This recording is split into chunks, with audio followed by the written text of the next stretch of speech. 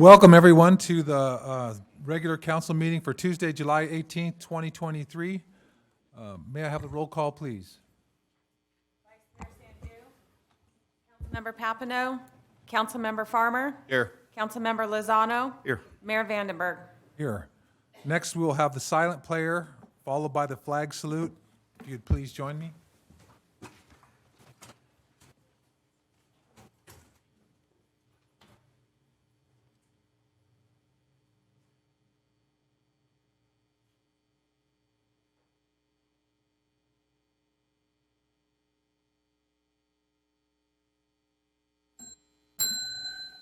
Salute, pledge. I pledge allegiance to the flag of the United States of America and to the republic for which it stands, one nation, under God, indivisible, with liberty and justice for all. Thank you, everyone. Madam Clerk, may you read the replay statement, please? This meeting of the Galt City Council will be cablecast on Metro Cable 14, the local government affairs channel, on the Comcast Consolidated Communications and AT&T Uverse cable systems. The meeting is closed captioned and webcast at metro14live.saccounty.gov. Today's meeting replaced Friday, July 21st at 9 a.m. and Saturday, July 22nd at 9 a.m. This meeting can also be viewed at youtube.com/Metro Cable 14. Thank you. Next is agenda approvals and/or deletions. Does the council have anything? Seeing none, we'll move on to presentations. The first subject is Galt Community of Character Coalition in Respect.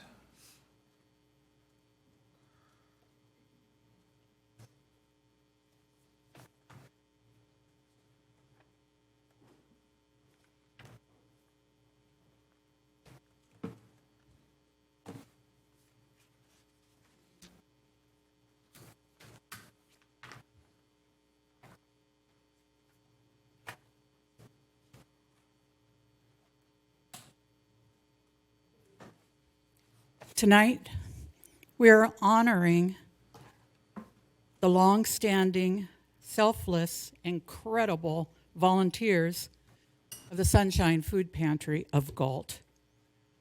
We are recognizing them with the 2023 Respect Award from the Galt Community of Character Coalition. When the doors open to people in need of food here in Galt, these volunteers greet everyone with a smile, a welcome, a glad to see you. These 37 volunteers are true role models of respect. And I'd like now to read the nomination narrative that was written.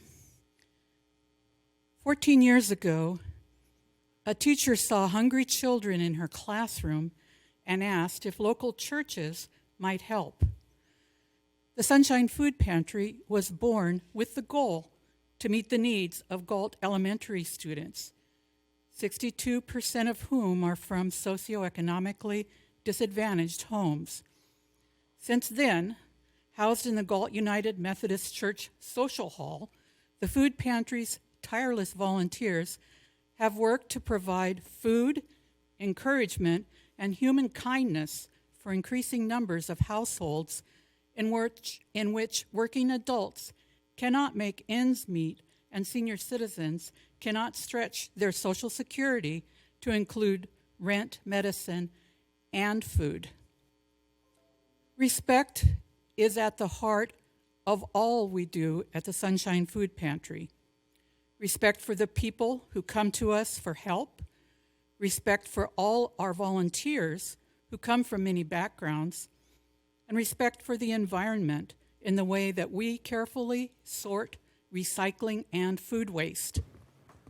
The Sunshine Food Pantry has a core group of 37 volunteers who spend countless hours picking up food from our local grocery stores, receiving deliveries from the Sacramento Food Bank and the LDS Bishop Storehouse, sorting, shelving, and inventorying all the foods, staffing our twice-monthly public giveaways, and delivering food weekly to our senior living communities here in Galt. We respect the small town values of Galt, where everyone is needed and valued and helped when times are tough. We are teaching respect for hard work and devotion to community to the young people who volunteer with us on occasion from the high schools, Rotary, Interact Club, and Scouts. Volunteers of the Sunshine Food Pantry demonstrate over and over that they are true role models of respect.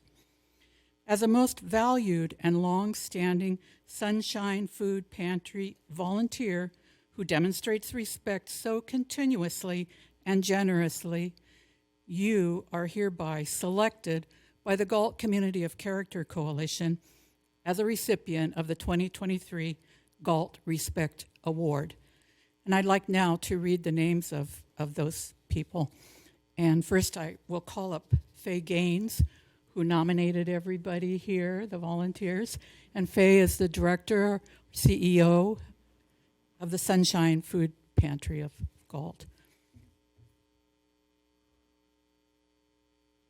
We're going to call from two lists, Faye. So Gail will have a list and you'll have a list.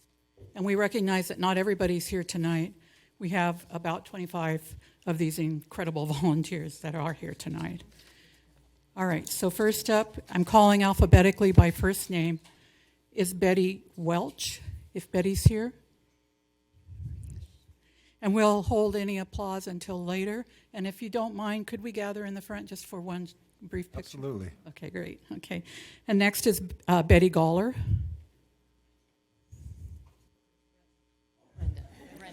Brenda Galler. And then right here. And then Bronson Simonek. And Candy Marfelka. Okay. And Colleen Hurley. Deborah Crane. Des Flowers. Here's Des. Okay. Douglas Gibson.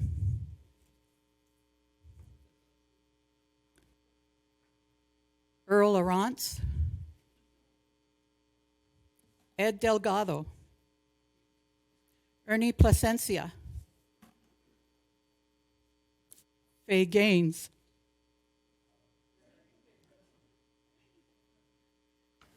Freddie Delgado.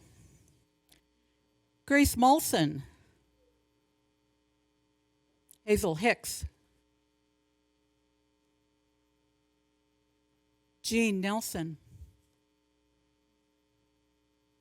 Jim Parrish.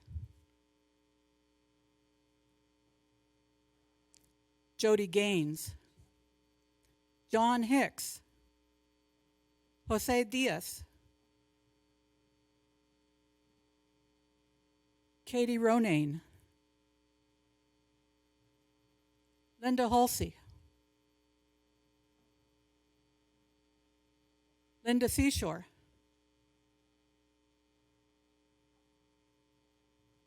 Marcy Seibel. Marilyn Davini.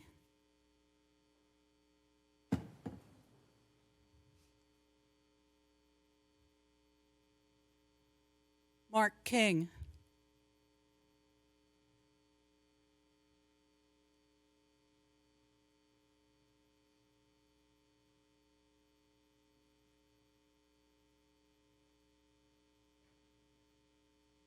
Mark Sousa.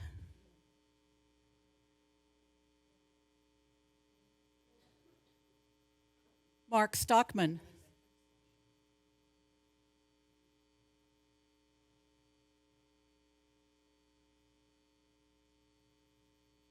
Pearl Silva.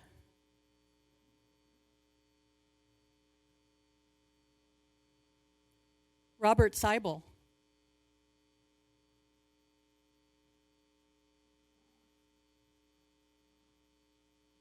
Rod Simonek.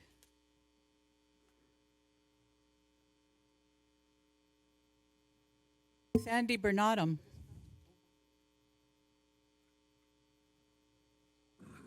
Sharon Drake. Sharon Hebine.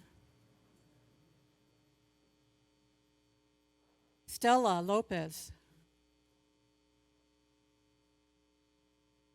Tom Hulsey.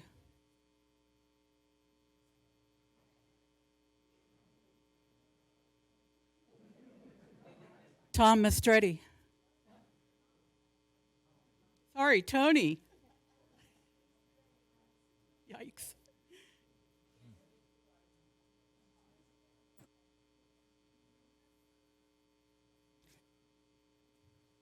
All right, Galt, here they are, these incredible volunteers, the Sunshine Food Pantry.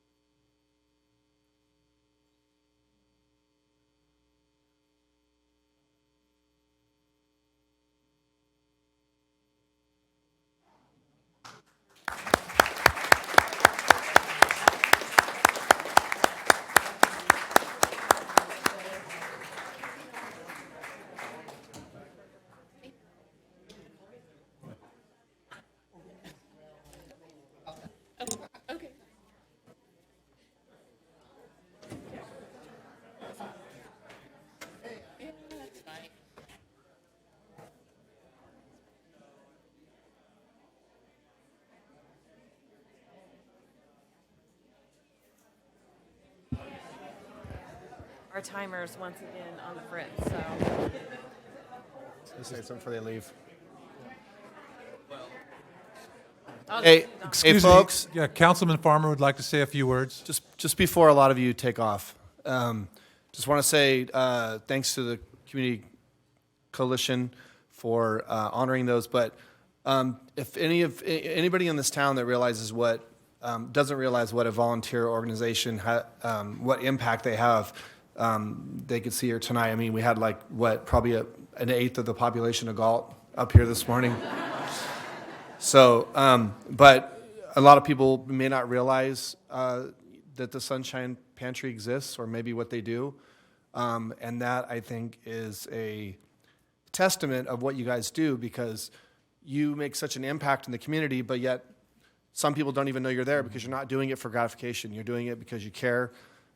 So many familiar faces up here that I see, and a lot of you are, volunteer with other organizations too, so you're involved in multi-levels, but no one will realize the impact you guys have until you're not there. So thank you for all you do. We appreciate it.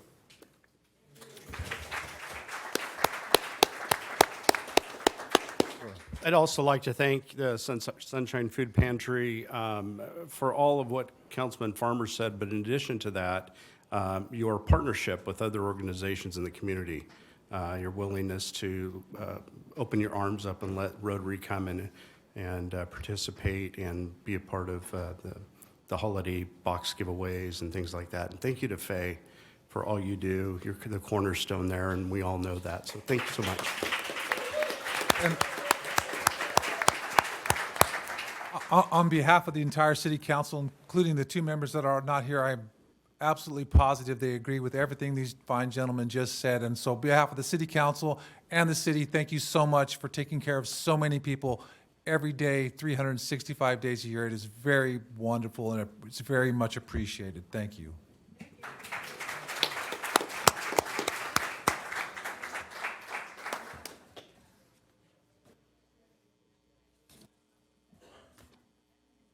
And with that, we move to presentations for the Youth Commission, subject mentor appointments, and administering the oath of office. All right, so this is, the recommendation is to accept the student member appointments selected by the Galt Youth Commission Adult Mentors and administer the oath of office. Per Galt Municipal Code, Section 2.85.050, student members shall be interviewed by the adult members of the commission. Each student member shall be submitted for acceptance by the City Council and shall serve for a 2-year term commencing on June 1, ending on May 31st. This year, there were 5 student member vacancies, and the 5 applicants chosen by the adult mentors are Nav Karen Sandu, Annalise Bowman, Gabriel Akers, Gabrielle, I apologize, Alexis Ortega, and Joshua Kohlers. This will need a motion to approve, and once approved, we will administer the oath of office. Say it again, please. I'm sorry. I was often different thought about stuff. We need a motion to approve in a second? Yes. Okay, I so move. Do I have a second? Second. Second by Councilman Lozano. Councilmember Farmer? Yes. Councilmember Lozano? Aye. Mayor Vandenberg? Aye. Motion passes 3-0. So if you want to come up to the front right here.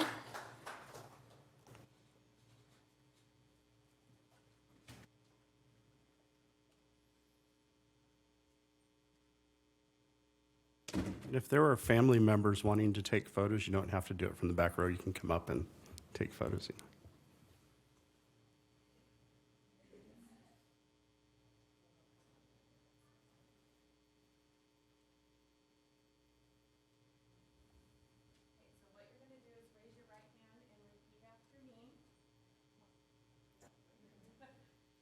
I, and state your names.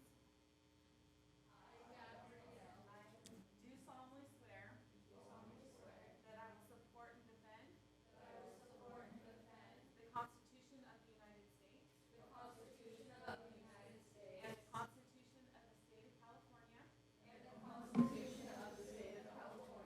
Against all enemies, foreign and domestic. That I will bear true faith and allegiance. To the Constitution of the United States. To the Constitution of the State of California. That I take this obligation freely. Without any mental reservation. Or purpose of evasion. And during such time. As I am a student member. Of the Galt Youth Commission. I will faithfully discharge the duties of the position of commission member to the best of my ability.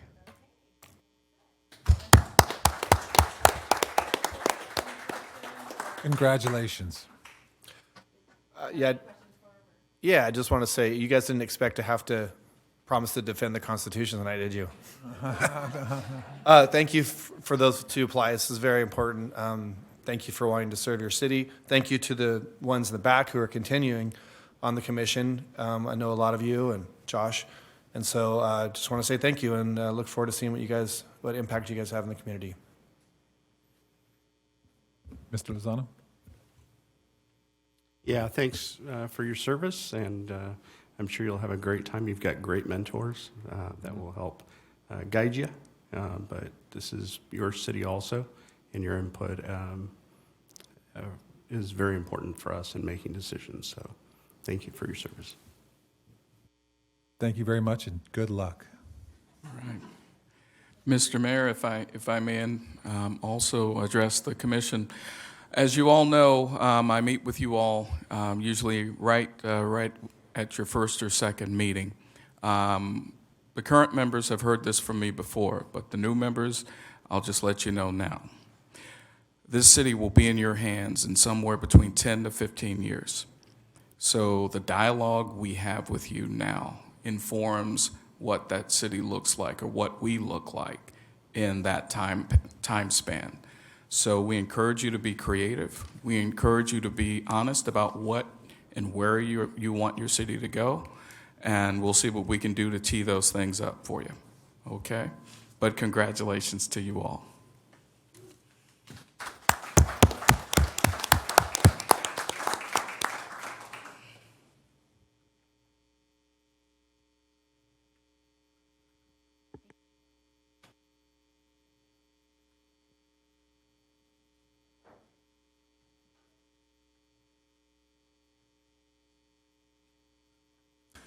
And the last, the last presentation will be Galt Youth Commission Annual Report to the City Council.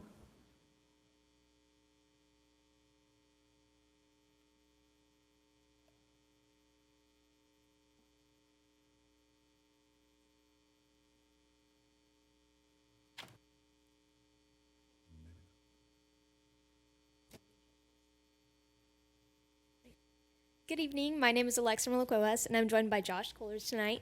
And as members of the Galt Youth Commission, we are very excited to be presenting to City Council tonight. Flip the side button. Can you show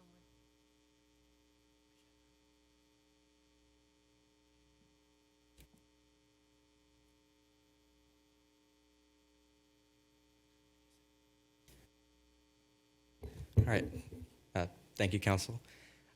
This year was a great year for the Commission. We had a lot of people. We had, luckily, an abundance of people to be able to take on the various roles that were able to make us successful and productive this year. Those being Jason Kaur was our chair, Ms. Genevieve Akers as vice chair, Karina Lalian as our secretary, Lauren Corona as our treasurer, Alexis Gold as our publicity chair, Ms. Alexa Muriel Cuevas as our fundraising chair, Kason Jones as our sergeant of arms, yours truly as council liaison, and then we had our two ancillary members, Ms. Alexia Boulahan and Mr. Mikey Brixey. The purpose of the Galt Youth Commission is outlined in our ordinance, and in order for us to fully fulfill our goals, we strive to work with the city, organizations, and individuals on issues that focus on teens and youth in our city. And simultaneously, we also like to work on our personal professional skills. So the Adopting a Street project is something that we started a few years ago in partnership with the Beautification Committee. And its goal is to promote cleanliness among our city and our streets, and we adopted Lincoln Way. And we continue to work on cleaning Lincoln Way this year as well. But really, wherever our help was needed, that's where we went. And this year, just like any other years, we saw a variety of ages ranging from toddlers to seniors coming out to help, so we really appreciated that. And of course, like other past years, we were often treated afterwards by nearby organizations or committee members, which we deeply appreciated. And this year, we worked on making sure that we had more participation per event, so that was great. One of the projects that we also continued this year from last year, I had the privilege of heading up again, was our fashion show project for the high school career fair. And we took this project on to help the youth of our city realize the necessity and the importance of professional attire in gaining success for a job interview. So we got together with the Interact Club, and we got some members from them to be able to be our models. But the planning and organization was done solely by us on the commission. This year we had a wonderful turnout, as you can see from the pictures. We put on a great show for the community. Learning from last year, we decided to plan a couple more extra months in advance, about 2 months more from last year, which gave us plenty of time and gave us the resources necessary to be able to pull this off. One thing we're still struggling to find a solution for is commitment from student models. For both years now, we've had students sign up at the beginning, and then whether they lose interest or whether they have conflicting commitments, they haven't been there for the final product, so we're still working on that, but overall it's been a very successful project. This year we participated in a lot of community events. At the Kevin Tunn Memorial Run, we partnered with the Galt Herald to pass out coloring books to kids during the parade. At National Night Out, we rode with the Parks and Rec van, and at the Halloween movie night, we had a lot of fun passing out candy to the kids from our booth. Some other community events that we had the privilege of partaking in were the lighting of the night parade, where we went along the parade route and handed out candy to kids in the pouring rain. It was an excellent event, despite that. And for the extravaganza event, we set up a booth and we had an abundance of prizes donated by lots of local organizations that we raffled off to be able to fundraise for our commission so we can continue to do these events. We actually raised a lot more money from last year, so that was a significant improvement. Then that same night, a handful of us were able to volunteer for the A through Z Foundation dinner as waiters to honor our veterans, and we formed a great relationship with that organization now. The Rotary Club had a Taco de Mayo dinner in May, which we were also able to help and set up and clean up for that event. And I unfortunately was not able to be there, but I heard that we did a great job. And one thing we haven't mentioned on here on this slide, we forgot to put it, during Christmas, we gathered blankets and socks from the community and we took them to the Daikora Care Home for all the patients there. And we were able to bring them a little bit of Christmas cheer, and it was a wonderful time. Another thing that we were able to do this year, because as important as community relationships are, building those team connections are also as vital. So for our retreat from last year, we went to Big Trees, Calaveras, and we took a hike, and we just sort of hung out to be able to build those connections with the incoming commissioners that have now blossomed into the community success we've seen in the past year. We then did an escape room, which Mayor Vandenberg joined us, and we were able to use our problem-solving skills and rack our brains together to be able to figure out our strengths and our weaknesses together so that we could apply that to the coming year. And then finally, we were able to participate in Coffee with a Cop, where we all got together to socialize with local law enforcement and local city officials to be able to build those connections with each other and with those officials. So as you may know, we offer scholarships to Liberty Ranch and Galt High School students every year. And this year, due to our fundraising efforts, we were able to increase our amount from $250 per scholarship to $500 per scholarship. So we actually have one of the winners here today. Congratulations to Genevieve Akers and Riley Hemanover. Thanks so much for applying, and we wish you all the best in your future. Now, through this year, we've been able to gain some of the skills you've seen on screen, as well as many, many others. But these life skills of leadership, learning your personal strengths, team building, and responsibility are very invaluable skills going into a world like today's in the professional job market. And being able to be on the commission has taught us so much throughout this year. We've had a great time learning them, and we've had a great time being able to explore those traits within ourselves and building them within each other.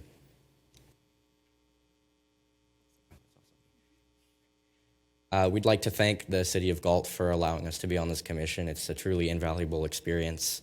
I would like to thank Mr. Vandenberg for being our City Council representative on the commission and being able to share that knowledge and expertise with us. We'd like to thank our adult mentors, Ms. Paige Lamson, Ms. Jessica Gerson, and Mr. Alan King, as well as the community organizations and donors who were able to volunteer their time and donate generous amounts of prizes for our extravaganza fundraiser, those being the Beautification Committee, the A through Z Foundation, Brewster's Squeeze Burger, Coffee Shop Bakery, Papa's and Wings, Beauty Farm, L'Haim, Cal Waste, and much, much more that we were not able to fit on the slide. But nevertheless, we appreciate their support so much, and we don't want them to go unnoticed. So now we just wanted to take a little bit of time to congratulate our outgoing and incoming commissioners. Our outgoing were Genevieve Akers, Lauren Carone, Alexis Gold, and Jason Kaur. Genevieve provided a lot of insight. She was a veteran for 4 years, and she contributed a lot of strong communication skills to the group.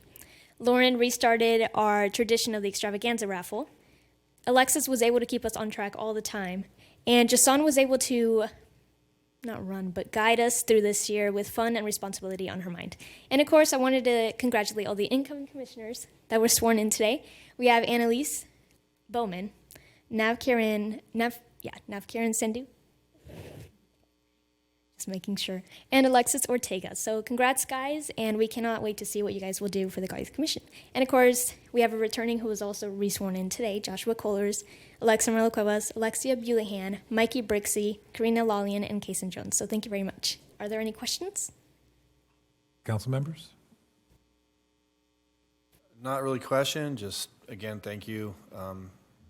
Fond memories of my tenure on the Youth Commission, some of those things you mentioned, I remember well, and thank you to Mayor Vandenberg for taking the baton on that. And a big thanks to the adult mentors too. You know, it's hard to get adult mentors sometimes. People just have busy lives and they want to help, but then they just don't. And so big props to those of you for stepping up and taking time from your lives to mentor these kids and guide them. So thank you all. Thank you.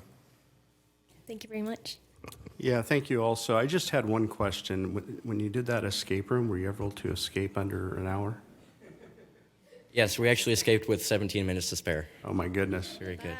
They're a lot smarter than me. And when the city manager challenges them to the future, believe me, they're ready. That's awesome. Good job. Thank you. I have just one question. For the veterans, what do you think the most important aspects of being on the youth commission you could pass on to the becomers? I have been here the longest, 4-year veteran. One thing that I would pass along is make sure that you, I wish I could look at them, but make sure that you really organize your time and make sure that you organize time with everyone equally, because I have experienced a lot of times where I signed up for a lot of things but wasn't really able to give my full potential to that project just because I signed up for everything else. So I would say pick something that you truly want to work on, because there are others who are perfectly capable to work on a different project that you would want to work on. But just make sure that you focus on something so that all of your potential is put in and it comes out perfectly, as perfect as it can be. That actually makes a lot of sense. It's wise to hold back in some areas so that you can put your best foot forward in the ones that you do work on. Thank you so much. Thank you. Paige, you want to say something, or? Well, I want to thank Lorenzo. There was a time when I was the only mentor, so Lorenzo stepped in to be a mentor at large. So Sean and Lorenzo and I did that. But I've been very busy. I've been going through a few things. Mm-hmm. That presentation did not touch any adult hands. The kids did that all on their own, and it was so professional. Just want to say that. Thank you, Paige. Yeah. Thank you very much for your time. Thank you. Good luck.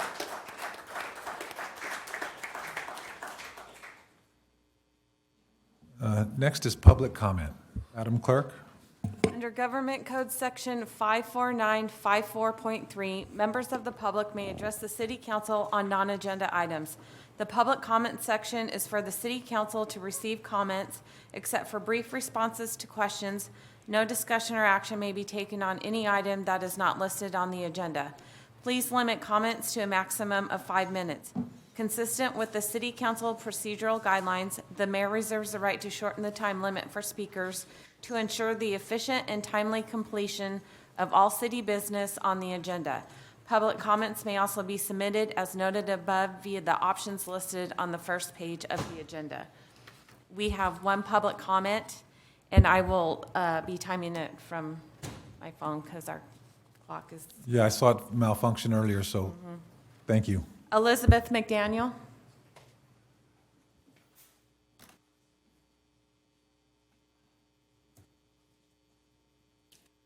Good evening, ladies and gentlemen. My name is Elizabeth McDaniel, and I'm a resident here in the city of Galt. I'd like to speak a little bit on the Galt Place apartment complex for seniors. I basically just have one question in particular, and that is, what are you really going to do? I've had a meeting with Mr. Hines. I would like to have a meeting with the chief of police as well, regarding multiple unauthorized entries, missing items. Namely, I've had a birth certificate that is missing. I've had my federal retirement information that's missing. I've had items out of my apartment either missing or swiped out. In particular, I have one with me that I had shared during my making a complaint with the police department. I have a DVD player that is not mine, that was in my apartment, and it probably has fingerprints on it, and I'd like to have that looked at. In addition to that, I have other items in my apartment that I've requested that fingerprinting be done by the police department. I'd like to have an investigation done as well. In addition to that, the meeting that was had, I believe it was in May, with the tenants and the management company, sadly to report, nothing has changed. In fact, it seems worse. A lot of the tenants are extremely unhappy. They're being harassed. They're still experiencing these Gestapo tactics, whereas they're coming in and out of your apartment at any given time they choose. Namely, I will say on July 3rd, I had to file my second police report complaint because I was not at home, and the manager alleged that she was doing a wellness check at 3 o'clock in the afternoon. And the only way that I would have known that I found out about it was because, not because she admitted it, it was because I had set a booby trap and I knew someone had come into my apartment. And so I was talking with a neighbor, and she heard me, she overheard me, and she stepped back and said, "Oh, I came in your apartment." I said, "Oh, really? Why? Why would you come into my apartment?" You know, "Oh, well, you know, I can do that. I can do a wellness check. Someone said they heard you screaming." I'm like, "Yeah, right, 3 o'clock in the afternoon. I can understand, you know, 3 a.m., 2 a.m. I mean, everyone's moving around, commotion, and so on and so forth. Things happen during the day." And so I said, "Well, why was there no note on my door that you entered my apartment? Because I already knew you came in here because I set a booby trap for you. And in fact, she broke one of my personal items. They need to pay for it." And so her response was, "Well, I have some written stuff in my in the files, I guess, where you can do a wellness check." Newsflash, you should have did a wellness check probably about concerning the 5 to 6 people that have already died in the apartment you guys didn't really even care about. But in addition to that, I just want you all to look into this matter. You know, sincerely look into this matter. A lot of the tenants are not happy there. I wish I could have been with the Sunshine Group. I'm 62 years old. I could be doing something else with my time than trying to fight now to try to recover my identity and find out what happened to properties and stuff. And just basically, I feel like the love of money is the root of all evil, because they don't care about our well-being there. Their tactics are tacky. They're, like I said before, in a Gestapo manner, and it's causing an extremely hostile environment there. The tenants report a lot of things. Molded toilets, that's the one I have. In addition to molded building, molding all around the building. And I just really want to know what the city is going to do about it, specifically Mr. Hines, because this is not right for people to live in this type of condition. So pretty much, I didn't write anything down. I was really tired today, frustrated, because I got another note on my door. "Oh, we want to come in and make some repairs." Yeah, I think it was February when I said I will withhold my rent if you do not get this molded toilet out of my apartment. And yet they still have not specified which repairs they want to make on tomorrow. Again, wanting to, you know, let's hold up my time. And I don't know how it's going to go tomorrow morning. I was told by one of the officers I could do a civil standby because the trust level is not there. And it's a bit touchy, you know, so I would prefer, okay, is that it? No, you keep going. If you got more to say, you keep on going. You're gonna make me cry saying that, because it's really bad. I'm just like so frustrated, you know, and if you don't comply to all of this, it's craziness. It's like we are seniors here in this community. Like I said, I could do something different than sitting up here coming before the council as some of my other, the residents have come before you all. I mean, it's really bad. I could suggest maybe the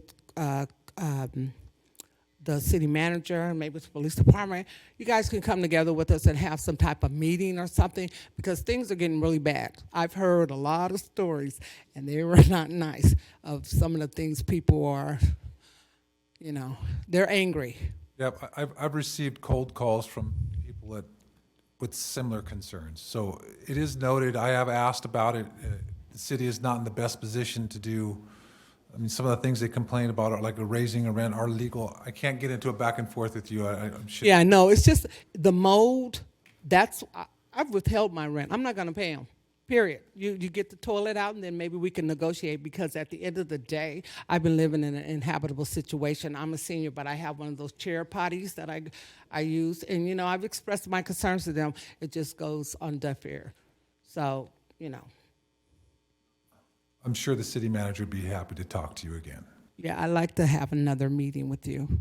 Yeah, it was his recommendation that I even go to the tenants meeting on the day that I did, but because I wasn't even going to go, because I was like, yeah, right, what is that going to do? And so I would love that, sir. Thank you for your comments. We do appreciate it. Okay, thank you very much.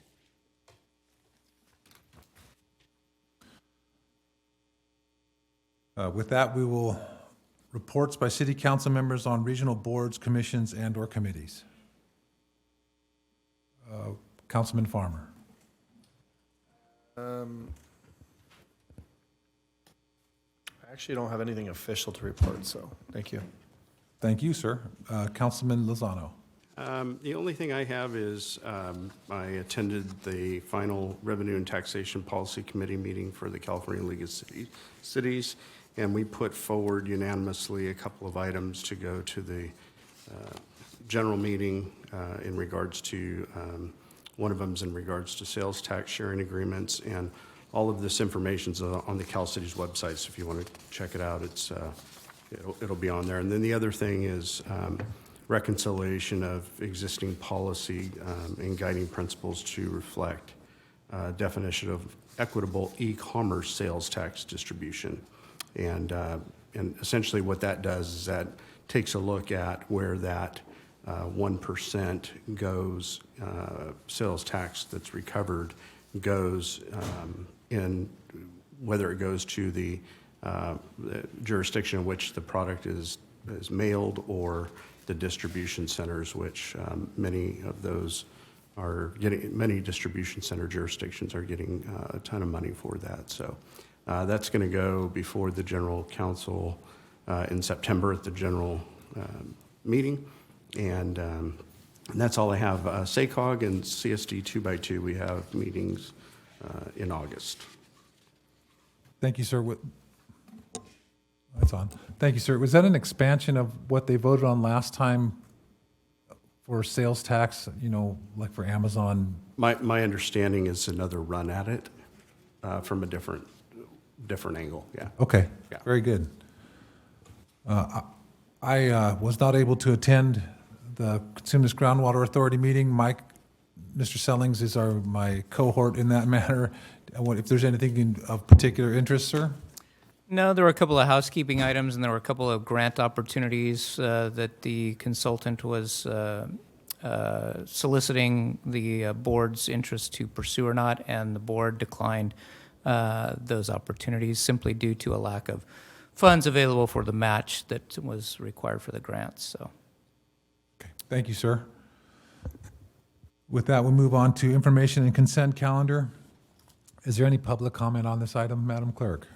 No public comment. Thank you.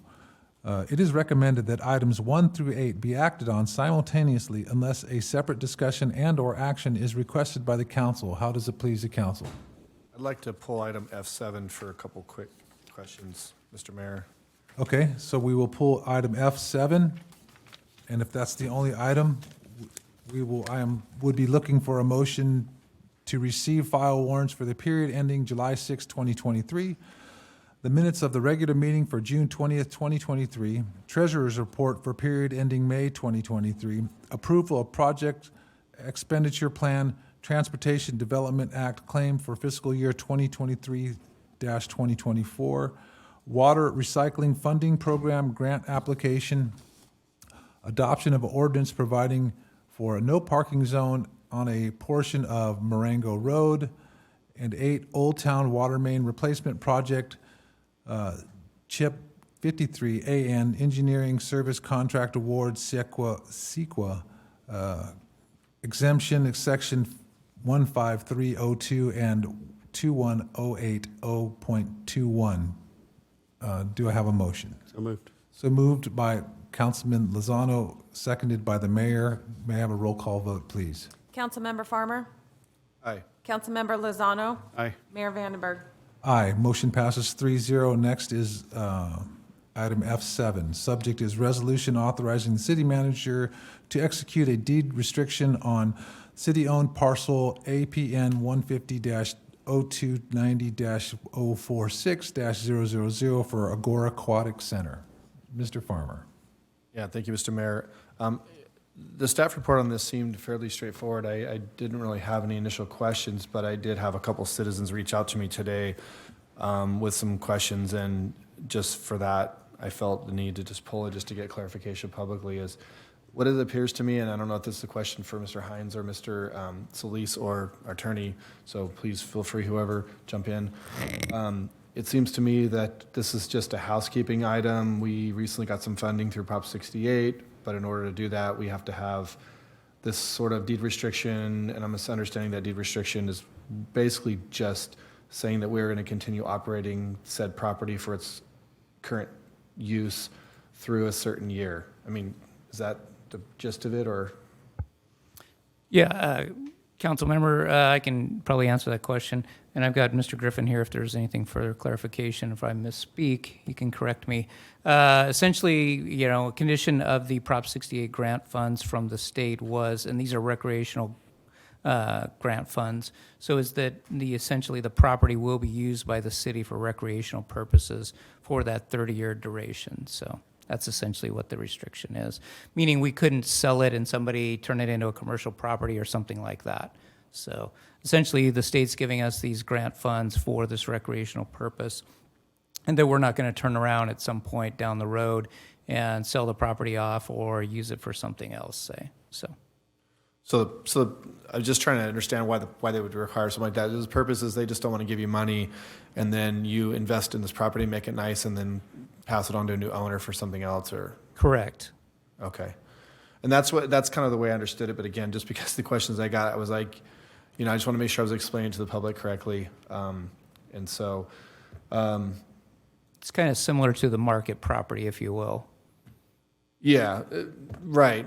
Yeah. So, and this is just for the APN. I mean, that property is the Agora Aquatic Center, probably the parking lot, the Agora, maybe the skate park. How big is that plot? Yeah, that parcel essentially encompasses the Parks and Rec admin, Chabola, and then the skate park / aquatic center area.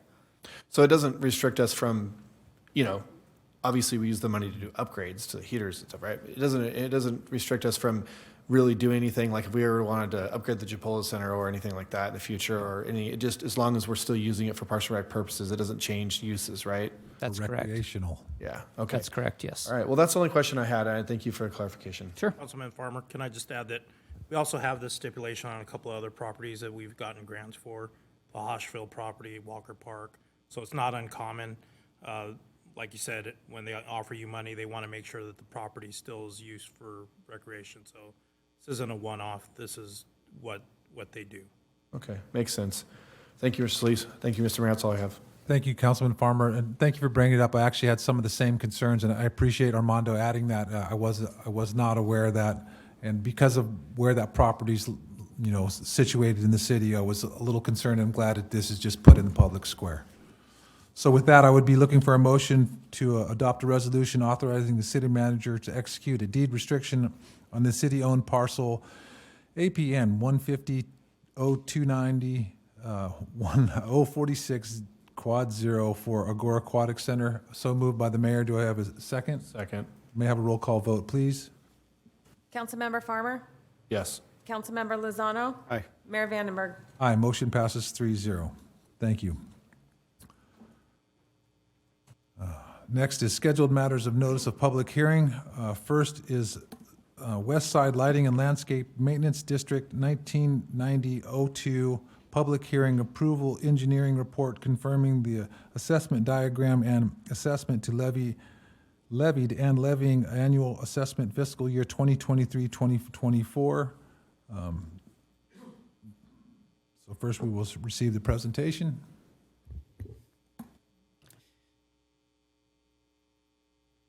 Yeah, good evening, Council. Again, Mike Stelling, Public Works Director.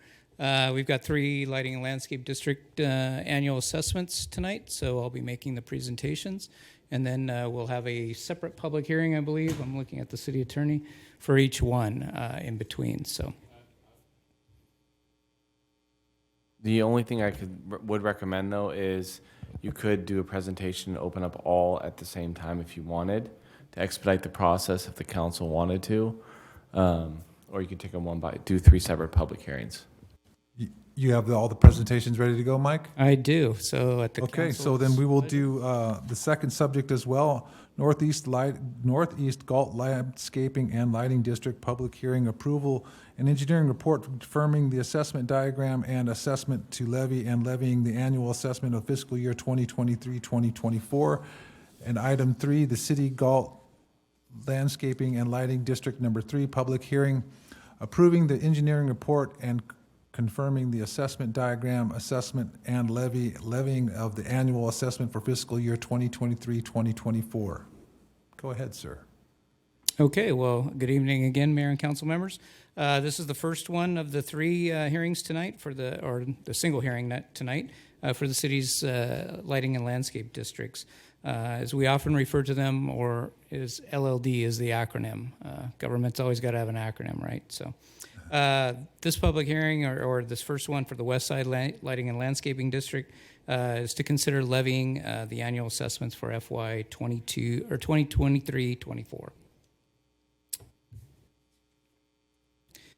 So it is recommended that first I receive a presentation and conduct a public hearing regarding the levy of proposed assessments for the Westside Galt Lighting, Landscaping, and Maintenance District 1990-02 for fiscal year 23-24 and related engineers report. And then 2, upon closing of the public hearing, adopt a resolution approving the Westside Galt Lighting, Landscaping, and Maintenance District 1990-02 engineers report and levying of the annual assessments for fiscal year 2023-24. So this map shows the Westside LLD area in the pink color. The other colors reflect different areas of the city which are in different districts, either an LLD, one of the other 2 potentially, or the newer version, if you will, what we call Community Facilities District 2020-1 or CFD 2020-1. And there's a legend that's probably kind of hard to see in the lower right there that denotes what those other districts are. So for the Westside LLD this year, there were no annexations, mergers, or subdivisions of an existing parcel. The parcel assessments have been fixed essentially since the district's formation in 1990 and cannot be changed without a special election of the district property owners. Typically, a single-family homes assessment in the district ranges from a low of $36.62 to $221.80, and that's dependent on the benefit zone in which the property or parcel is located. And for this district, there are actually 15 different zones. So because the district assessments haven't been adjusted since the inception, a general fund subsidy has historically been approved to cover the district's costs. For FY 23-24, the general fund subsidy needed to maintain the current service levels is $272,070, which is about 61% of the revenue needed. For reference, the district assessments themselves, actually what's assessed on the parcels in those 3662 and 22180 ranges, is the remainder. It's about $174,000. So there's a total revenue need of about $446,000 annually.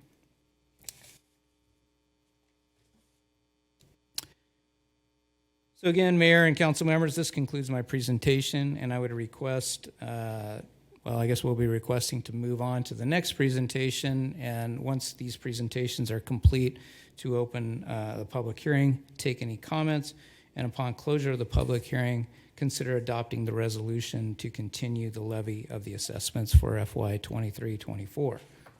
And with that, I will move on to the next presentation, which is the Northeast Galt Lighting and Landscaping District.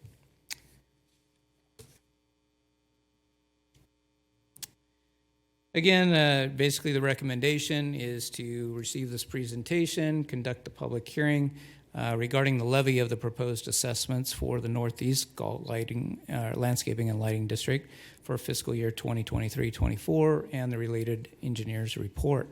Number 2, upon closing of the public hearing, adopt a resolution approving the Northeast Galt Landscaping and Lighting District engineer's report and levying of the annual assessments for fiscal year 2023-24. And for this one, the map, basically the area in yellow is the Northeast Lighting and Landscaping District. There are a couple of green portions you'll note in there. Those are portions that have been annexed out into Community Facilities District 2020-1. And particularly, you may recall, well, the areas there near Carillion and Walnut, kind of the two green areas in the middle near each other, that is Veranda Estates and Parlin Oaks, respectively. And then down toward the bottom is the Dry Creek. No, that's Dry Creek Oaks. Is it Cedar Flats? Apologies. I'm glad my deputy is here to correct me. So that's the map. For the Northeast on this year, again, no annexations, no de-annexations. As noted, the Veranda and Parlin were previously de-annexed, and then no parcel subdivisions either. Again, the parcels have been fixed since 1990 when it was formed and can't be changed without a special election of the property owners. Typically, a single-family homes assessment in this district ranges from a low of $51.70 to a high of $301.85. And again, dependent on the benefit zone, and for this district, there are 14 different benefit zones. Because, again, the district assessments haven't been adjusted since that inception, a general fund subsidy has historically been approved to cover the district's costs. And for fiscal year 2023-24, the general fund subsidy needed to maintain current service levels is $984,585, and that's about 68% of the revenue needed. For reference, the district assessments generate the remainder, about $472,000 of the about $1.45 million total. So again, the recommendation is to complete this presentation, and then collectively we'll open a public hearing for all three, take any comments respectively for each district, and upon closing of that public hearing, consider adopting a resolution to continue to levy the assessments for fiscal year 23-24.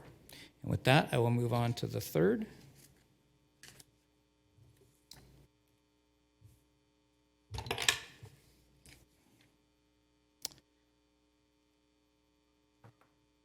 And again, for this district, Lighting and Landscape District number 3, the recommendation is to first receive the presentation, and we'll do the collective public hearing on the proposed assessments for the City of Galt Landscaping and Lighting District number 3, just for clarity there, for fiscal year 2023-24, and the associated engineer's report.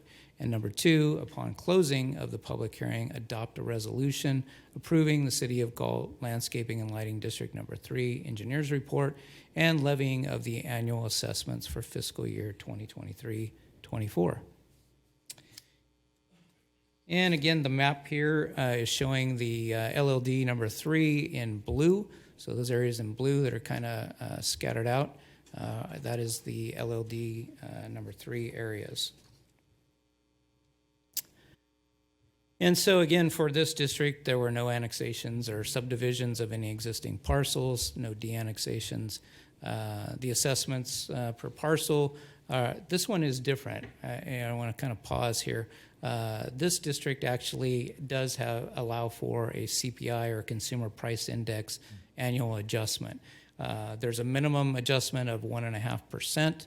And obviously, if it's higher, you can go higher. So the CPI index for this past year, which we always go the previous year on these adjustments, was a 6.3%. And that's what we'll be using for the FY 23-24 adjustments. The proposed assessment for a single-family residence parcel, these are all the same. There is no range in this district, and that's $403.71. And just for reference, that's just about a $24 increase from last year's assessment. So for fiscal year 23-24, the expenditures are projected to exceed revenues similar to the other two, and in this district, it's just under $153,000, and that will eliminate the remaining reserves. This district has had a small, balance that's been carrying forward, but it's basically been whittling down year over year. So this is basically where that balance ends, and so there will be no more balance to assist with the annual costs, to address the annual costs. So again, it will require a general fund or possibly Measure Q subsidy in that amount.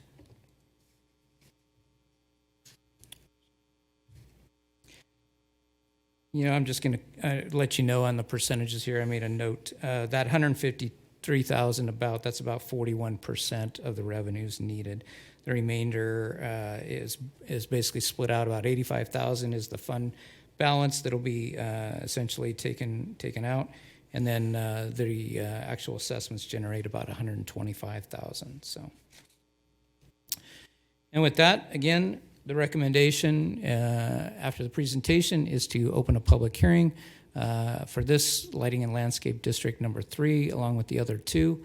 Its engineer's report, and take any comments that there may be, and consider, close the public hearing, and then consider adopting a resolution to continue the annual assessments for fiscal year 23-24 for LLD number 3. And with that, I will stop. Thank you, sir. And with that, we will open the public hearing. Is there any public comment on this item or any of these 3 items? No public comment. Does the council have any questions, concerns, or curiosities? I have a question. Mr. Selling, just out of curiosity, I was looking at this map, and I think this caught my eye last time. I was just curious, as people that don't know, there's a lot of the older part of town that's not in a lighting landscape district, a huge part, right? But then I guess at a certain point, anything that was built beyond a certain year, I guess fell into something. Why is it that on LL3, down here in the Creekside neighborhood, we have 3 of the very newest areas, it seems, that are highlighted in blue. There's the 3 blue areas, which are in LLD3. And then we have the pink area, which encompasses like Lariat Loop, for example, and all that kind of area is part of the Westside. But then we have this whole little carve out down here that's not in one. Is that because that was built before the other 3? Yeah, it's essentially a timing issue, council member. Basically, the pink, or the Westside district, that was in 1990. And I think when LLD 3 came in, I think it was 2 years later, if I'm not mistaken. And that's why it has a CPI adjustment and the others don't. I think that was probably something that was realized early on with these lighting and landscape districts, the potential for them to essentially get frozen in terms of the assessments. So that little uncolored area, which is basically pretty much kind of corral place, it looks like that cul-de-sac, part of Ranch Road and Chisholm Bridle Path, that was all prior to 1990? Correct. It probably was. I'd have to verify that, but because I don't remember that being there during that era. That's why I was just curious.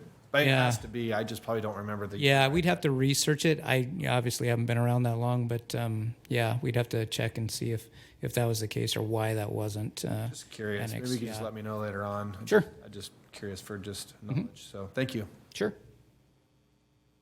Mr. Lozano?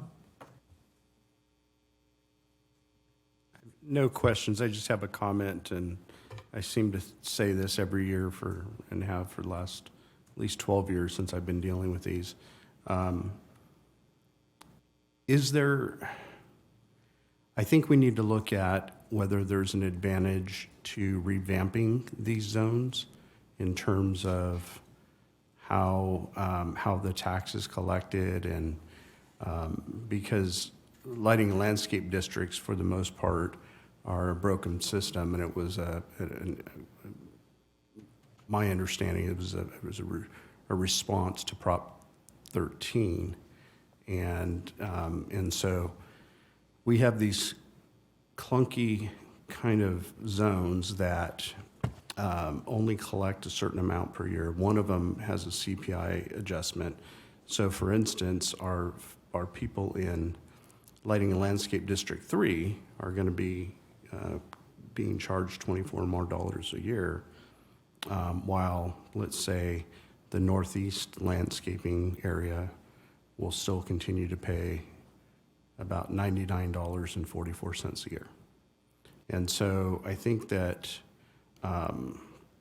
as we move forward, we need to look at the advantages of either consolidating these into something else that is different, or potentially doing away with them altogether. Now, I recognize they're a source of income, but I would also say that from an equity perspective, in terms of our residents here in this city, it isn't an equitable distribution, I don't believe. And so, so anyhow, again, not something, a hill that I would die on, but I think that as we move forward, we really need to take a look at these and maybe see what other jurisdictions have done in this regard. So that's all I have to say about it. I actually just would say that I do support that at least looking at what that would look like. I know we've talked about this in the past, but maybe just at some point staff could bring to the council, what would be the alternative options? What would those look like financially? What could we do? What would the legwork, what would the process look like for doing like a citywide CFD, you know, as far as how many votes and who would have to approve that? What would just getting rid of them, what would the financial impact of that be? I mean, we could do some quick math, but I would support what Mr. Lozano said, because, like, for example, I mean, I don't live in a lighting and landscape district. I don't think that's fair that I don't pay anything when other people do, and I don't think it's fair that you have certain people that are paying an increase because of the CPI and others are not. So yeah, I would support staff bringing that back. I don't know if if the mayor would support that as well. There's three of us here, but Well, you know, I mean, getting rid of it seems financially some serious financial trouble for the city. But I think the problem is you're asking everybody to the opposite. If, you know, you're asking everybody to tax themselves, and they're not likely to vote yes on that. And I've thought about this, but my only personal thought, and I don't know if it's legal, is that if you were to pass, and we're also, you know, you can't add another Measure Q because we're tapped out at this point. So there's no way to, you know, have a general tax to cover that unless you want to accept that Measure Q would do it all. And I personally don't know that would be wise. But if you could put something on the ballot that would allow each home to be added into a new district only after the sale. So the new homeowner, in a stipulation to purchase the home, would have to agree to be entered into a lighting and landscaping district. It may take many years, but it's a way of doing everything all at one time while not asking the existing owner to levy a $400 additional tax on themselves. I don't know if that's legally viable, but Yeah, you would, you'd have to set up some version of a citywide CFD, or you'd have to create a new CFD because you would have new terms as far as how that would go into effect. I've never seen a CFD that worked that way, so I'm skeptical, but I'm not going to say no. I mean, if it's something that council was serious at, we'd take a look at. I just know, obviously, whenever you're going to do it, any kind of taxing district, whether it's a CFD or LLD, it's going to be difficult, obviously, to get the votes for the existing built environment. But maybe, you know, there are cities that do parcel taxes, that they have taxes that happen every time there's a turnover on property. So it's not necessarily tied to CFD, but maybe those funds could be used for it. That's, you know, typically when they want something to go into effect upon the sale, that's typically what they look at. So there are things you could do to impose some kind of tax on the sale of property, but well, then I would be interested in support that with the general sense that I put forth. part of my concern about that is that, we have people come up here and complain about their fixed income, and they're getting their rents raised by almost the maximum allowed by the law, and they get $200 from the government as a cost of living increase, and then they get 130 of it taken away from them for rent. So I don't want to be the guy that sticks it to them. It just seems extremely unfair as it is. So I guess we all agree in Well, some and again, respects, but I don't know if that's defined enough for the legal requirements here. Well, again, I just want to be clear. What I'm suggesting is I'm not supporting any specific doing a citywide CFD or getting rid of whatever. I'm just simply suggesting that I support what Mr. Lozano said, is that we want staff to come back and say, what are the options and what do they look like? And then we can discuss it more at that point. Agreed. I just, as a person running the meeting, I just want to make sure I touch that base. Yeah. Yeah, no, everything we have all said makes very much sense, yeah. And I would just make one last comment. I don't want to drag this thing out because we have to move forward with it. But I will say that I don't have necessarily an interest in turning away the revenue, but I think having it come in a different fashion might be a better way to move forward. So that's it. It collects about 53% of the need for that. And again, I did quick math, but so it's about a little over half. The revenue is important, but I think just kind of the way it's set up and the inequity in for our citizens. So that's it. And one last thing, this council has, three of us have been part of, and the members that are not here have been a part of what I call a lot of housekeeping since I've been in my turn, right? Cleaning up. This is one that's definitely, it's like you said, broken system. We can't just keep going on and just keep doing this every year. We need to do some housekeeping on this, I think. So thank you tonight for your presentation, Mike. Yeah. So is that clear as mud? Yeah, I think so. Absolutely. Thank you very much. So with that, I would be looking for adopt a resolution approving the Westside Galt Lighting and Landscape Maintenance District 1990-2 engineering report and levying the annual assessment for fiscal year 2023. Adopt a resolution approving the Northeast Galt Lighting and Landscaping District Engineer Report levying annual assessment for fiscal year 2023-24, and adopting a resolution approving the City of Galt's Lighting and Landscaping District Number 3 Engineering Report levying an annual assessment on fiscal year 2023-2024. Do I have a motion? So moved. So moved by the Councilman Lozano, seconded by the mayor. May I have a roll call vote, please? Councilmember Farmer? Aye. Councilmember Lozano? Aye. Mayor Vandenberg? Aye. Motion passes 3-0. Thank you, gentlemen. Thank you, Mr. Sellings.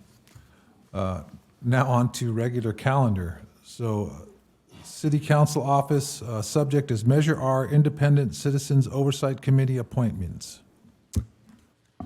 So the recommendation is review applications and consider appointments to the vacant positions on the Measure R Independent Citizens Oversight Committee. The Measure R Independent Citizens Oversight Committee has 3 vacancies appointed by the entire City Council with terms ending April 2026.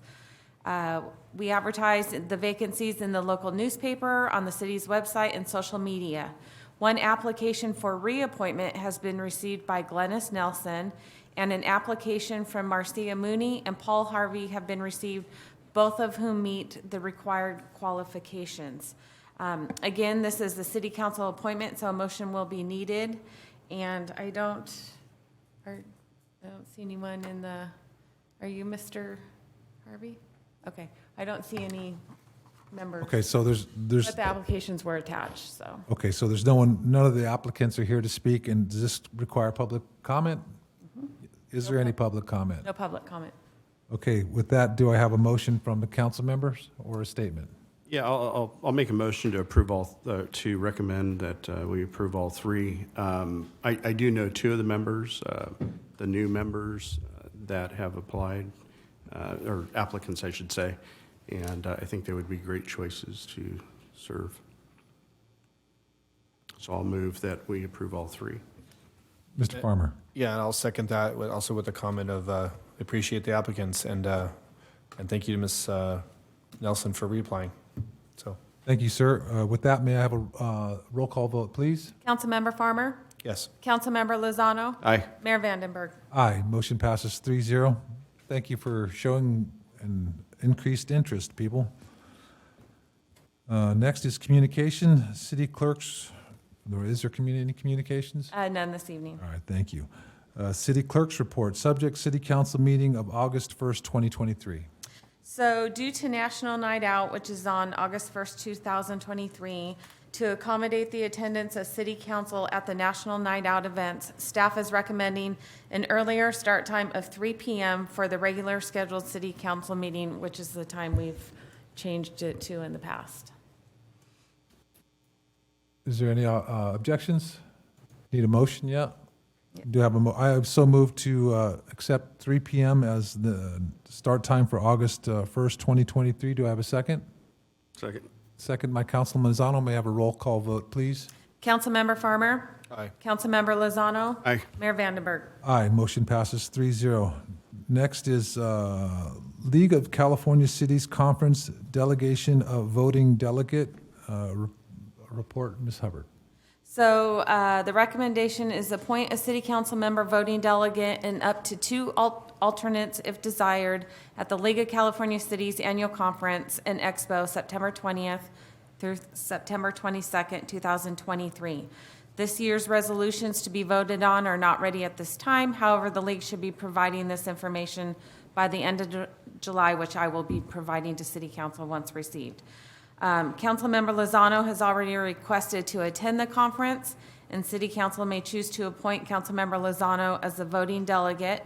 The cost for a member city to attend the league is, for the full 3 days, is $650.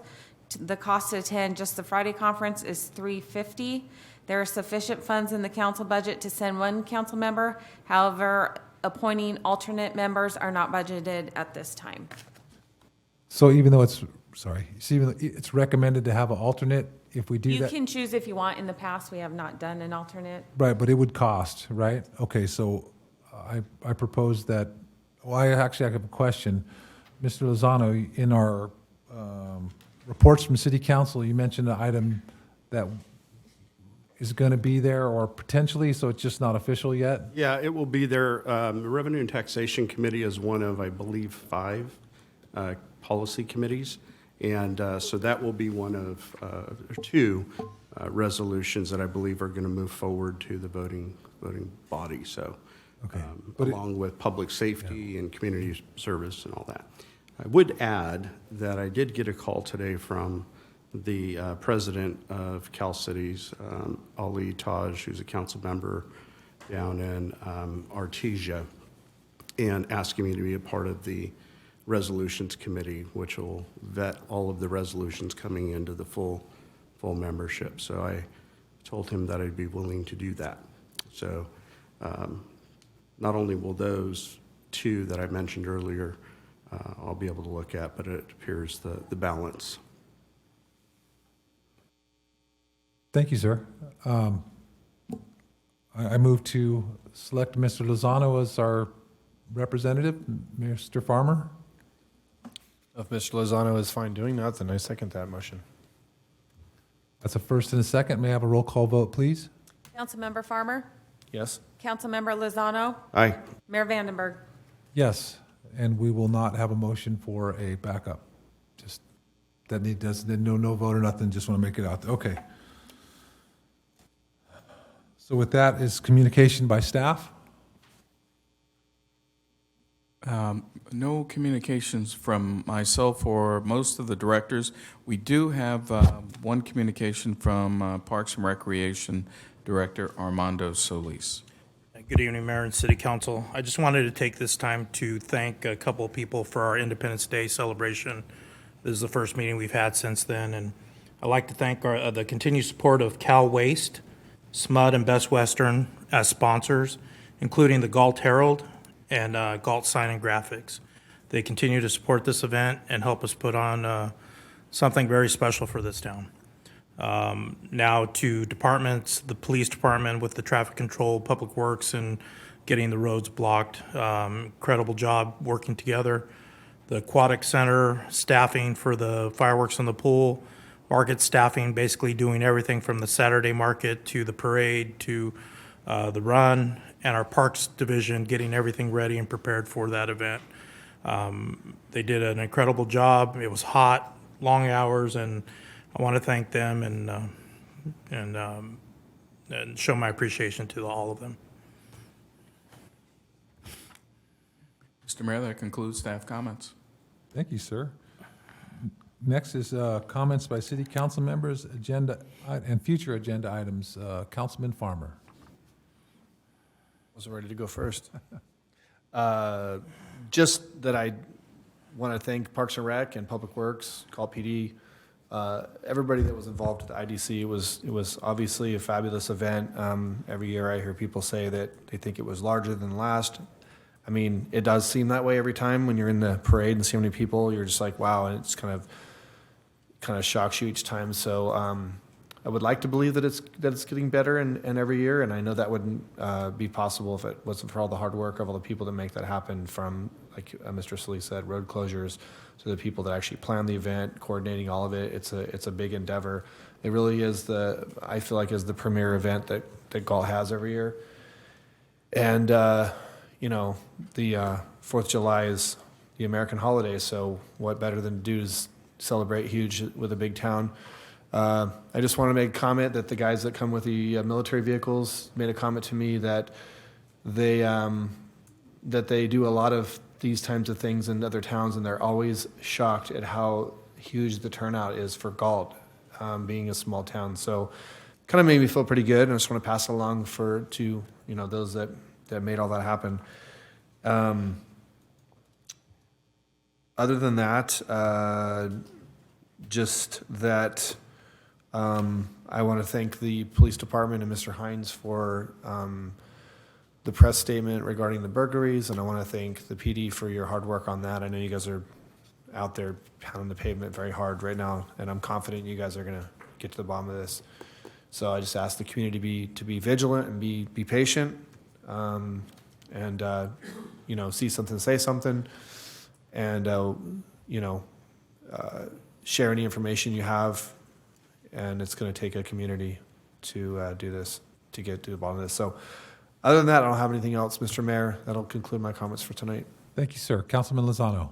Yeah, I won't repeat everything that was already said, but great job on the IDC and that whole day. Jackie was out there running around like crazy, and so please pass on our thanks to her, or my thanks to her.